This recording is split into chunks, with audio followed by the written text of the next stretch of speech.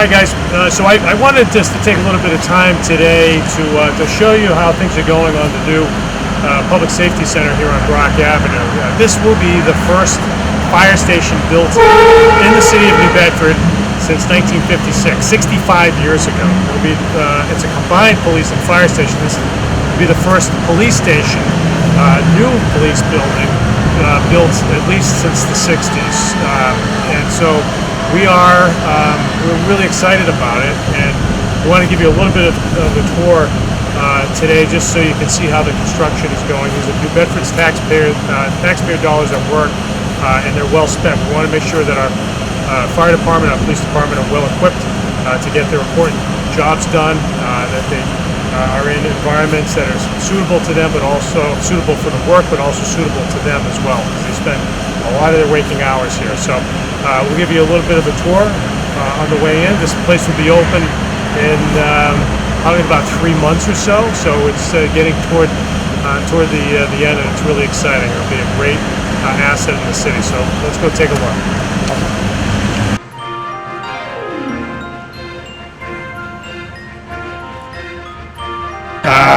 I'll keep it brief.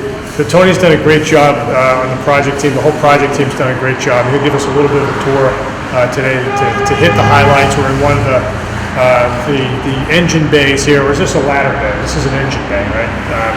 To talk a little bit about how things are all fitting together and what the finishing touches are. So Tony, I'll turn it over to you. Sure. Thank you, Mayor. My name's Tony. I'm with Pizzuko Construction. We're the general contractor on the project. Project is actually coming along nicely. We really haven't had any major issues. Right now, we're kind of entering the finishing stages, where you see a lot of dramatic changes almost on a daily basis. So this is actually the fun part of the project, where you see a lot of progress going on. So right now, we're actually in the one of the ambulance bays, and this is pretty much complete. So we're actually entering into the fire department bays. We could see where the exhaust system and a lot of other things have been completed already. On the upper area is the storage mezzanine. We also have supply, electrical room, extractor, decon. So all of these different areas that's needed.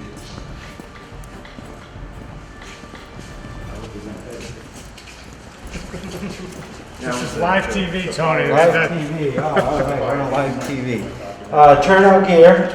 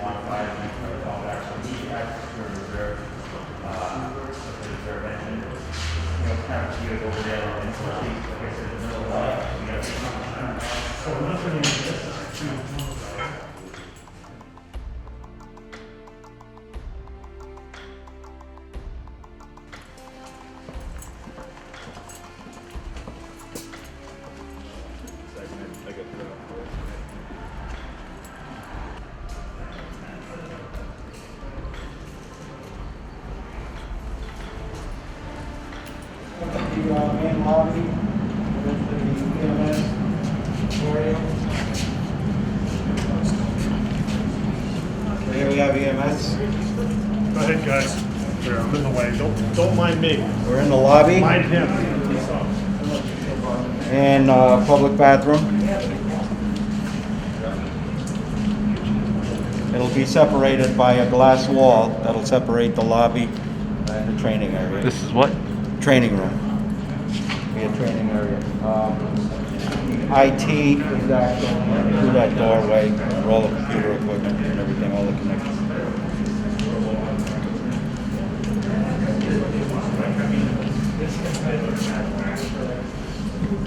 Coming into the police department area, we have all the different office space.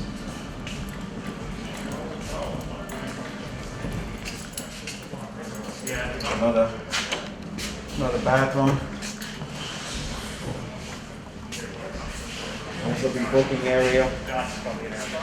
And then all the different office spaces. No, that's good. I'm just saying, if you bring guys walk through. We are in roll call. Say that again. Roll call area.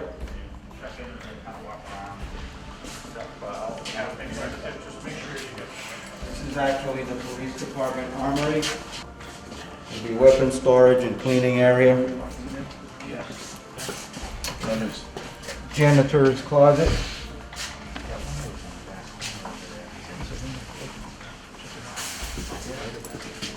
And this will be the evidence room. I'm sorry. Evidence.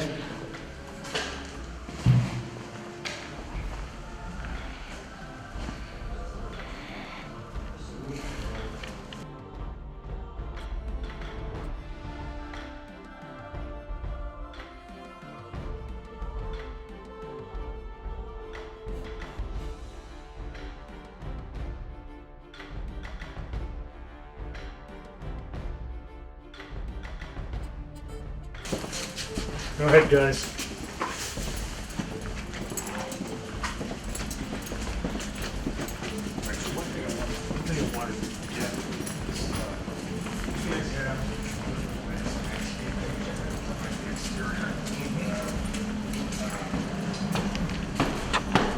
Going up the main stair.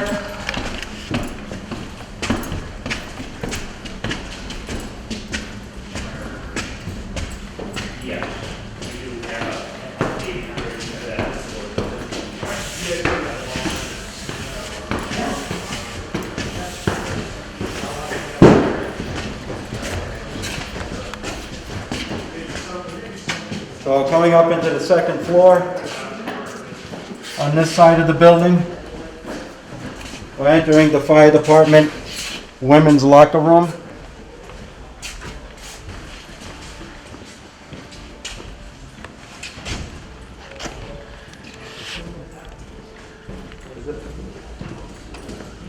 And we're now entering the fitness area. So fitness room. This actually will be separated from the hallway by another glass wall with a glass door.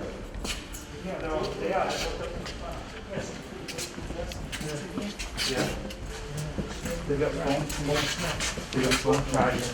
They got phone chargers and everything. Police department men's locker room.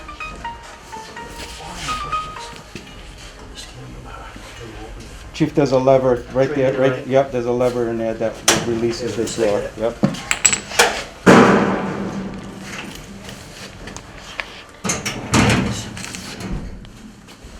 It's nice view.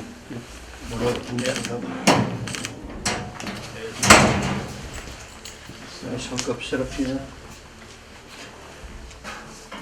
Nice ventilation. So your wet gear in there, your Yep. raincoat or whatever, so it doesn't get all moldy. With a nice bench here. Pull out, sit down.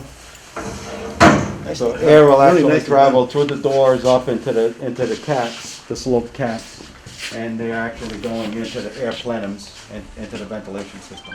So it just keeps the air circulating through all the lockers. We have power in here too, right? Yes, To charge power, your charging radio. station, that's correct. Yep. And showers, bathroom stall, double sink.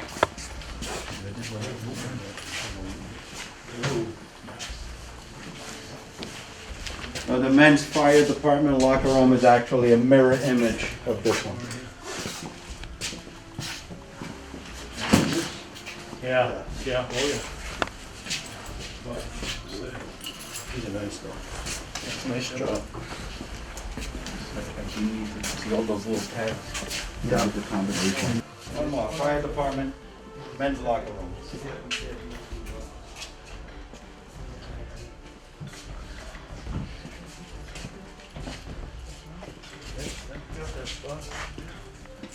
Fire department's men's locker room. Yes. Exactly what we have to do. Same marker, right? Same marker. Yep.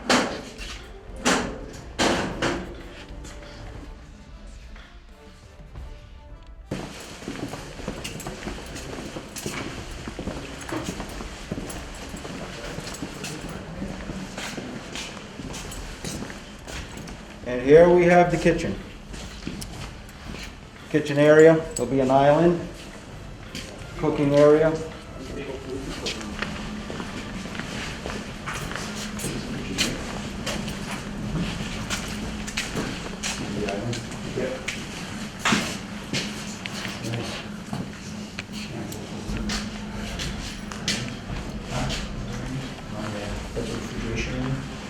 They said it's pantry. Pantry? Oh, the pantry, yeah. I think the refrigerator's probably gonna be over here. The fridge is actually going in the pantry.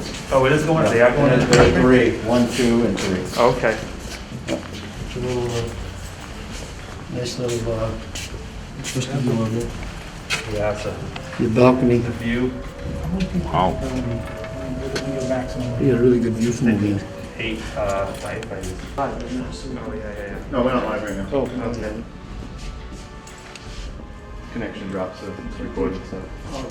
Yeah, my guys, they sent me a picture, it's interrupted when I was talking. Yeah, you just froze on me. So we're headed down the hallway where all the bunk rooms, all the bunk rooms are located. Bunk rooms on that side, and this side of the hallway are bathrooms. There are 4 bathrooms along this hallway. They're directly across from the bunk room. We have a fire pole room.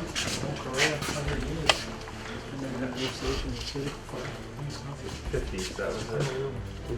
56.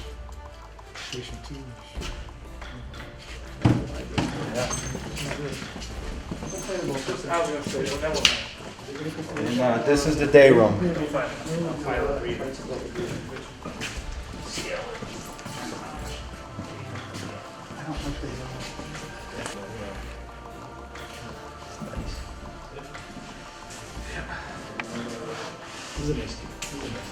This side and the second fire pole room.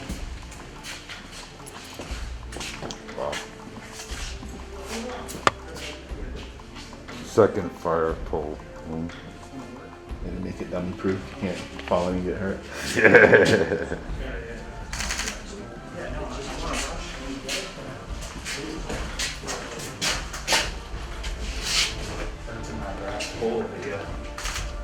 So how many police officers are gonna be sliding down these?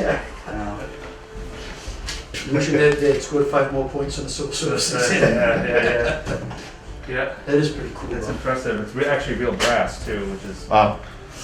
yeah, That's impressive. we haven't polished brass probably since the early mid-90s. That's awesome. Yeah, It's Yeah. pretty, it's nice. it is pretty. No, it's actually, it's a fire-rated trapdoor system. It's actually a pretty heavy-duty system. And what happens is when you open the gates, there's a key switch for power, and there's also the light beam. When you open the gate, you interrupt the light beam, you move the reflector out of the way, and within 2 seconds, the hatch opens, Wow. and then you'd be able to go down. Then If extract. it's only one person, it's about 20 seconds, the doors close back up automatically. So if you are constantly interrupting the light beam, it'll just stay open. So if you have multiple people going down, and then it'll close back up. So it's a smoke gasket around it. It's a pretty tight system. We're actually just completed installing the poles today. And on the second pole, we're not as far along because it's a little closer to the wall. We need to leave some room for the flooring to get installed before we put all the safety rails on. That is impressive. Yeah, it's If I had more points, I could be going down They that could have been going pole. down that pole, yeah. A lot of tradition right there. And Yeah. he's actually made in Massachusetts, Yeah. Somerville. So and I Yeah. believe he's probably one of the only one in the One, country yeah. that still fabricates Poles these. aren't very, you don't see very many stations with poles anymore, so Yeah. it's impressive. A lot of power. Laundry?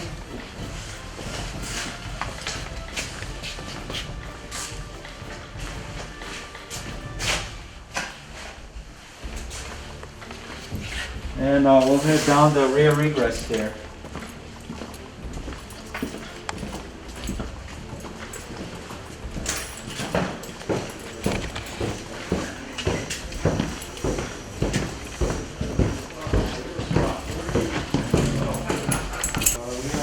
Entering the training mezzanine. So this is an area that was designed for firefighter training with different props.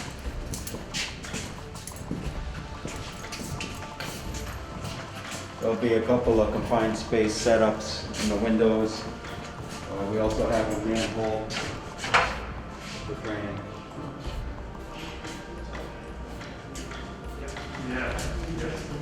Yeah.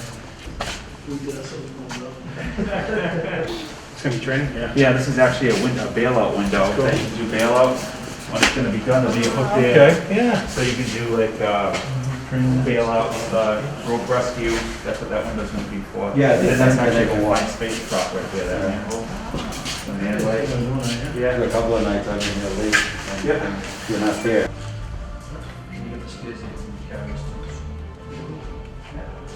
There are actually removable sections of railing in both mezzanines and also in the compressor room.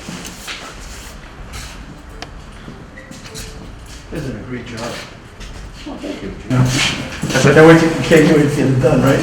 Move on to this project. No, these municipal jobs are actually very rewarding. Yeah. You know, we do a lot of affordable housing also with my company, but these jobs for municipalities, especially when it's something like this, where there's a lot of people looking forward to the finished product, we always feel good about it. So.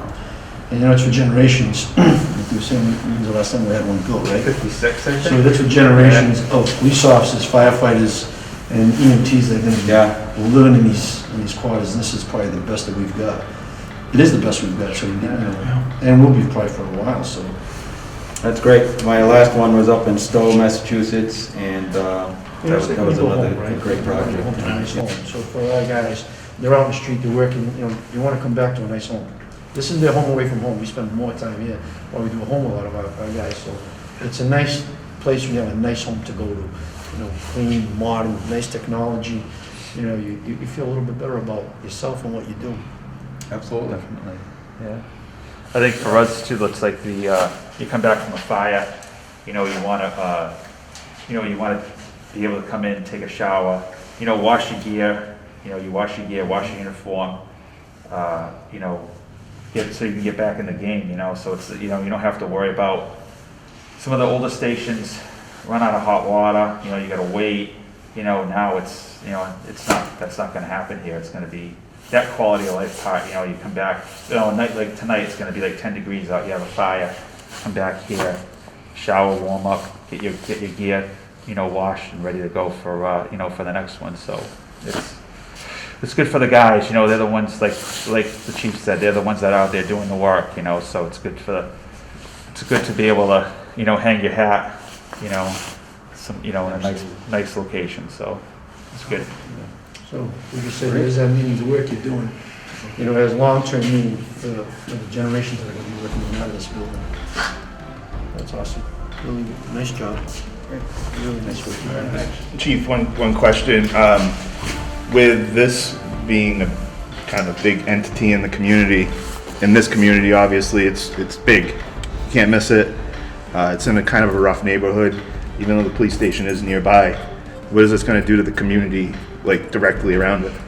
Well, the hope is, it's like setting a flag pole in the ground saying we're here and we're gonna change the community, so we're gonna be here more often. So you're gonna see cruisers coming in and out of here from various parts of the south end. So it'll be saturated with patrol officers, and we're literally in the neighborhood.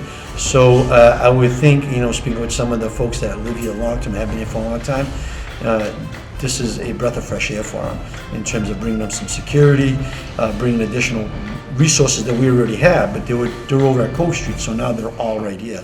So I would imagine it's going to have a significant positive impact in the neighborhood. And it also says to those that have been accustomed to having control of this neighborhood that, the sheriff just moved, the police just moved a little bit closer to you. So you're either going to have to move somewhere else, or change the way you do business. That's the whole idea. That, and plus all the technology that we put into this neighborhood with cameras, it's only going to make it, it makes it a really stronghold for us. And for the people who live here to have confidence that the police are literally their neighbor and can be here in a moment's notice to help them out.